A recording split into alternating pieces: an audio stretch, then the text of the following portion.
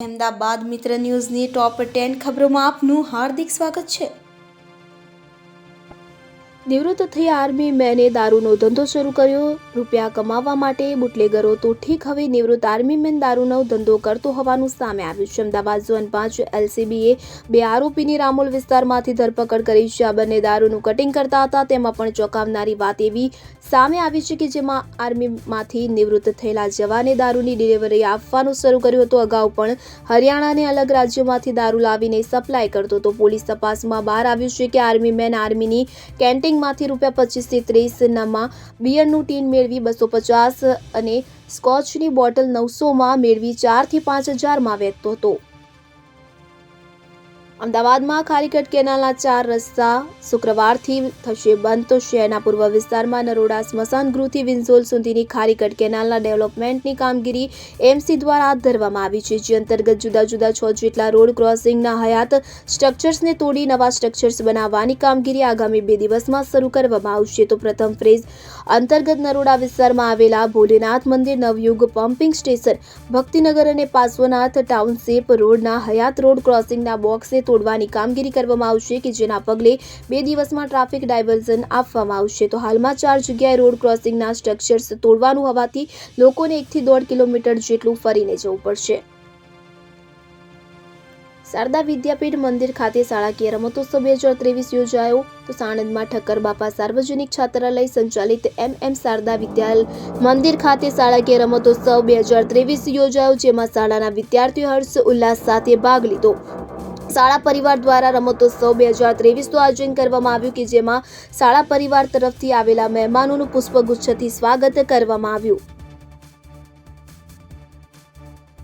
Bogus billing કૌભાંડમાં પરાગ નાથાલાલ હરિયાણીની ધરપકડ કરાઈ। તાજેતરમાં સીજીએસટી કમિશનરેટ રાજકોટ અને અમદાવાદ ઝોન દ્વારા વિવિધ સ્થળે રેડ કરવામાં આવી હતી, જેમાં નકલી ઈનો વોઇસ બનાવીને ₹67.72 કરોડની આઈટીસી લેનાર એક વેપારીની ધરપકડ કરવામાં આવી હતી। જામનગર ખાતે એનએસ ઇમ્પેક્સે નામની બોગસ પેઢી બનાવીને બ્રાસ અને કોપના બોગસ બિલો બનાવીને આઈટીસી ચોરી કરનાર વેપારી સામે કાનૂની સકંજો કસાયો હતો। તો કંપનીના માલિક પરાગ નાથાલાલ હરિયાણીની ધરપકડ કરી કોર્ટમાં રજૂ કરવામાં આવ્યો હતો। વધુ તપાસ અર્થે તેના રિમાન્ડ મેળવ્યા હતા। નવરંગપુરાના વિઝા કન્સલ્ટન્ટની ઓફિસમાંથી 42 નકલી માર્કશીટ સહિતના દસ્તાવેજ પકડાયા। સ્ટુડન્ટ વિઝા, વર્ક પરમિટ અને પીઆર ઉપર કેનેડા, અમેરિકા, લંડન મોકલવાનું કામ કરતા 16 વિઝા કન્સલ્ટન્ટની ઓફિસમાંથી સીઆઈડી ક્રાઇમે એક સાથે દરોડા પાડ્યા હતા, જેમાંથી સીજી રોડ સમર્થ કોમ્પ્લેક્સ ખાતે આવેલી હાઈટેક એજ્યુકેશનની ઓફિસમાંથી 4 ક્લાયન્ટની 42 નકલી માર્કશીટ, ડિગ્રી સર્ટિફિકેટ, IELTS, ટોફેલની માર્કશીટ, નોટરીના સ્ટેમ્પ, સિક્કા તેમજ જુદી જુદી કંપનીઓના વર્ક એક્સપિરિયન્સના લેટર મળી આવ્યા હતા, કે જેના આધારે હાઈટેક એજ્યુકેશનના માલિક જીગર શુક્લ અને નકલી ડોક્યુમેન્ટ બનાવી આપનાર નીરવ મહેતા વિરુદ્ધ સીઆઈડી ક્રાઇમે ગુનો નોંધ્યો છે। શહેરમાં ઘરે ઘરેથી કચરો લેવાની કામગીરી યોગ્ય ન જણાતા 1 કરોડનો દંડ વસૂલવા આદેશ। તો ડોર ટુ ડોરની ગાડીઓમાં ચેકિંગ હાથ ધરવામાં આવ્યું હતું। કોર્પોરેશનના વિજિલન્સ ખાતા દ્વારા ચેકિંગ દરમિયાન ડોર ટુ ડોરની કેટલીક ગાડીઓમાં સાયરન બંધ, તો લાયસન્સ વગર ગાડીઓ ચલાવવામાં આવતી હોવાનું તેમજ એજન્સીના નામ, મોબાઈલ નંબર હોવા વગેરે અંગેની ખામીઓ જણાઈ આવી હતી, કે જેને પગલે એજન્સીઓ પાસેથી ₹1 કરોડનો દંડ વસૂલવામાં આપવામાં આવ્યા। અમદાવાદમાં એક પીએસઆઈ સહિત 9 પોલીસ કર્મચારીની બદલી વિવાદિત વ્યક્તિના કારણે પોલીસની ઇમેજ બગડે નહીં તે માટે અમદાવાદ શહેર પોલીસ કમિશનર GS મલિક દ્વારા કડક કાર્યવાહી કરવામાં આવી। તો પોલીસ કમિશનરે ઘણા લોકોની બદલી અને સસ્પેન્ડ કરવા સુધીની તૈયારી દર્શાવી। આજે પોલીસ કમિશનરના સીધા તાંબા હેઠળ આવતી પીસીબી શાખાના 9 જેટલા પોલીસ કર્મચારીઓની તાબડતોબ બદલી કરી દેવામાં આવી છે। સીજી રોડ અને આશ્રમ રોડ સહિત જગ્યાએ પ્રોપર્ટી ટેક્સ ન ભરનાર સામે કાર્યવાહી। તો CG road, Ashram road, Vasna, Panjrapol, new cloth market, Ghatlodia અને કોર્પોરેટ રોડ સહિત કુલ 566 જેટલી મિલકતોને સીલ કરવામાં આવી છે। સૌથી વધુ પશ્ચિમ વિસ્તારના લોકો ટેક્સ ભરે છે એવા પશ્ચિમ ઝોનમાં આવતા વાંસણા, CG road, Ashram road, Chandkheda, Ranip સહિતમાં વિસ્તારોમાં કુલ 219 જેટલી માલિકોને સીલ કરવામાં આવી। તો આગામી દિવસોમાં ટેક્સ વિભાગ દ્વારા મિલકત જે છે સીલિંગ ઝુંબેશ યથાવત રાખવામાં આવશે।